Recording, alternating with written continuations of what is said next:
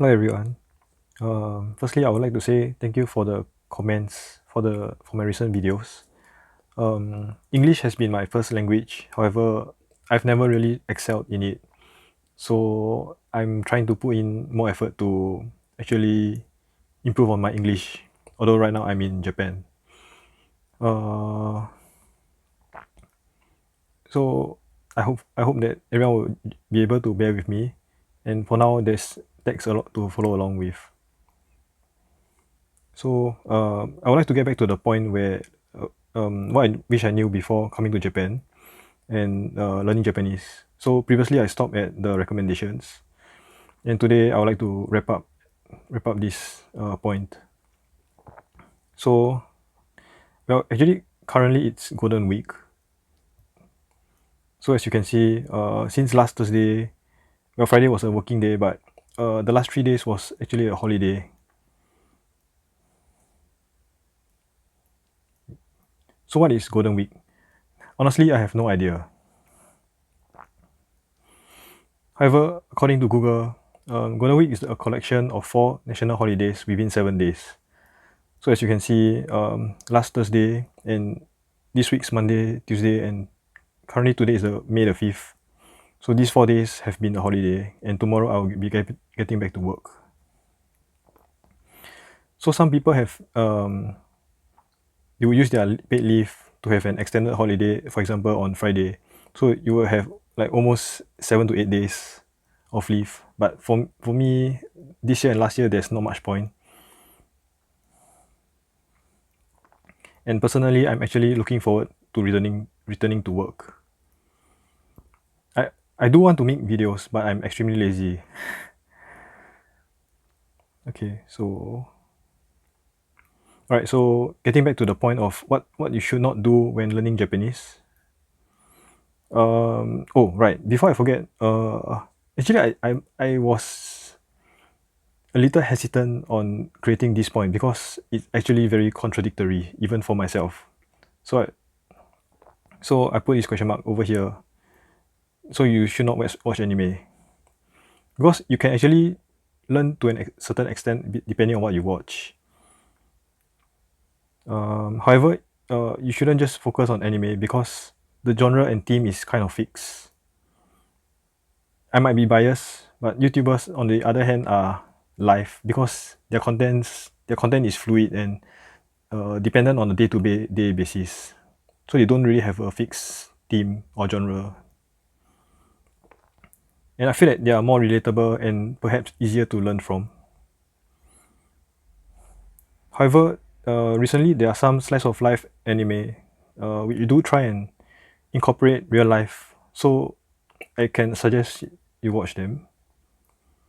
So some examples are Hokago Teibo Nishi, which is, I think it was about 2 seasons ago. So it's this anime.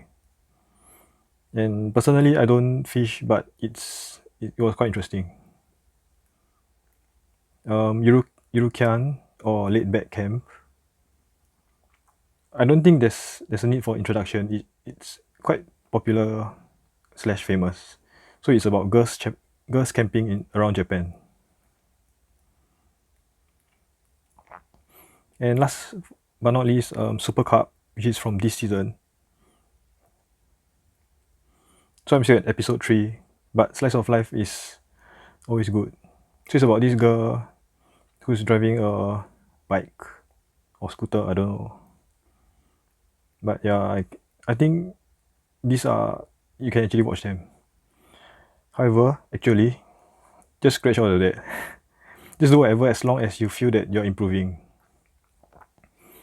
So you shouldn't listen to some nobody on the internet tell you what works or not.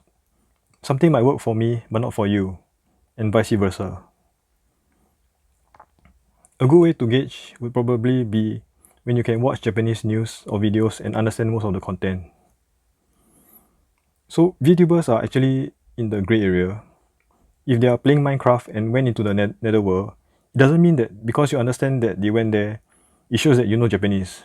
It just shows that you know Minecraft. So unless it's at the end of their stream, where they are just having their zatsudan, which I actually forgot. I think it means it should be casual conversation, but my English is quite terrible now, so I say sayonara English.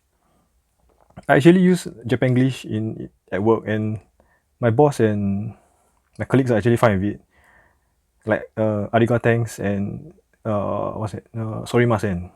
I actually use it at work, but I wouldn't recommend using that if you are meeting the person for the first time. Also, just don't be that person who thinks that Japanese language revolves around kimochi and yamete. I would assume most people here would know that what these references are. And if you can learn Japanese from watching those videos, then sure, go ahead. But I have a friend who probably jokingly thinks that these two words can carry him in Japan. He actually uses them quite often, but it's really cringe, right? So he uses them as yes and no when he came to visit me 2 years ago. Then I told him to STFU and just use English because I wouldn't want my favorite shops to blacklist me. And also he thinks that Sudoku means suicide. So on the internet it's a meme, but the guy actually takes it quite literally.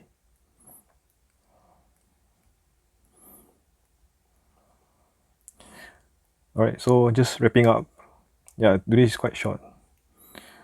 That's it for the point of learning Japanese before coming to Japan.